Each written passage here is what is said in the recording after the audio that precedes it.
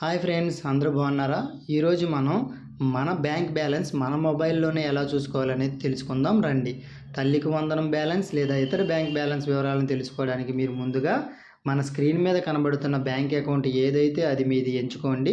ఉదాహరణకి state bank అయితే state bank తిన్నగా ఉన్న ఫోన్ నెంబర్ని మీరు ముందుగా ఫోన్ బుక్లో సేవ్ చేసుకోవాల్సి ఉంటుంది. ఎస్బీఐ బ్యాలెన్స్ లేదా స్టేట్ బ్యాంక్ బ్యాలెన్స్ అని హెడ్డింగ్ పెట్టుకుని ఆ ఫోన్ నెంబర్ని పక్కన ఉన్న ఫోన్ నెంబర్ని మీరు సేవ్ చేసుకోవాల్సి ఉంటుంది ఫ్రెండ్స్.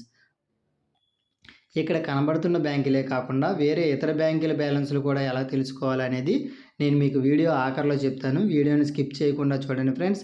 మరిన్ని వీడియోల కోసం మీరు నా ఛానల్ని సబ్స్క్రైబ్ చేసుకోండి ఫ్రెండ్స్. అది నాకు మరిన్ని వీడియోలు చేయడానికి ఉత్సాహాన్ని ఇస్తుంది. ఒకవేళ మీది స్టేట్ బ్యాంక్ అయినట్లయితే కనుక స్క్రీన్ మీద కనబడుతున్నట్టుగా 7208933148 అనే నెంబర్కి నార్మల్ మెసేజ్ చేయవలసి ఉంటుంది. ఆ చేసే మెసేజ్ క్యాపిటల్ లెటర్స్లో WAREG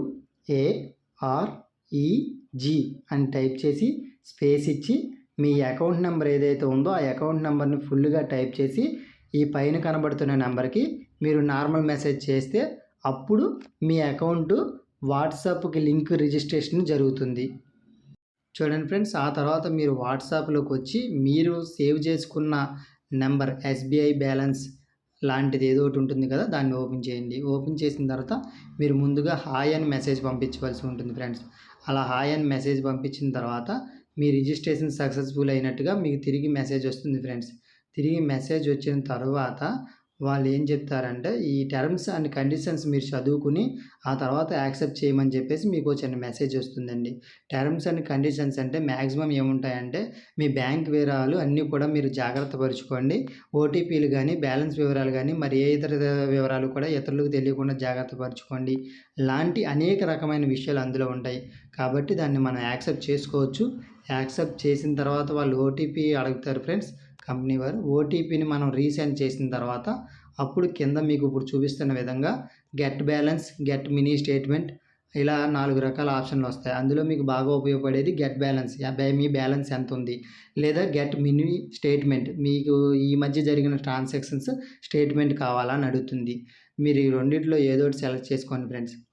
నేనైతే గెట్ బ్యాలెన్స్ ఓకే చేశాను. అప్పుడు ఆ తర్వాత నాకు ఎంత బ్యాలెన్స్ ఉంది అనేది నాకు ఇక్కడ చూపించడం జరిగింది.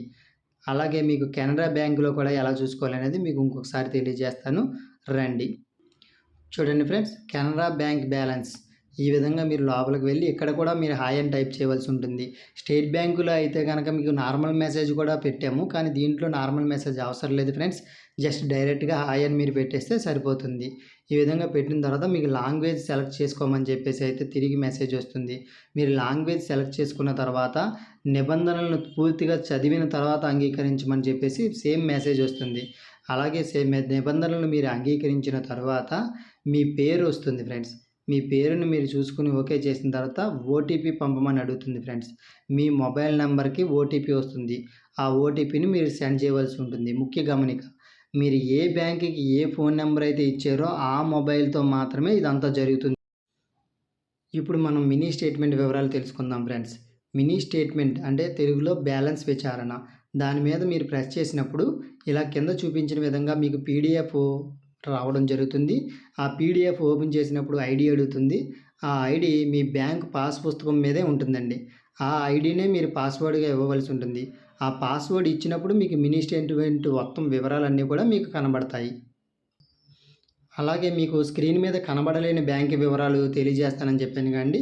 ఉదాహరణకి విశాఖపట్నం కోఆపరేటివ్ బ్యాంక్ లేదా ఇతర బ్యాంకులు ఇందులో కనబడలేనివి ఉన్నాయి. ఆ బ్యాంక్ పేరు పెట్టి Visakhapatnam cooperative bank link WhatsApp number అని మీరు గూగుల్లో కానీ క్రోమ్లో కానీ టైప్ చేసినట్లయితే ఆ నెంబర్ మీకు వస్తుందండి.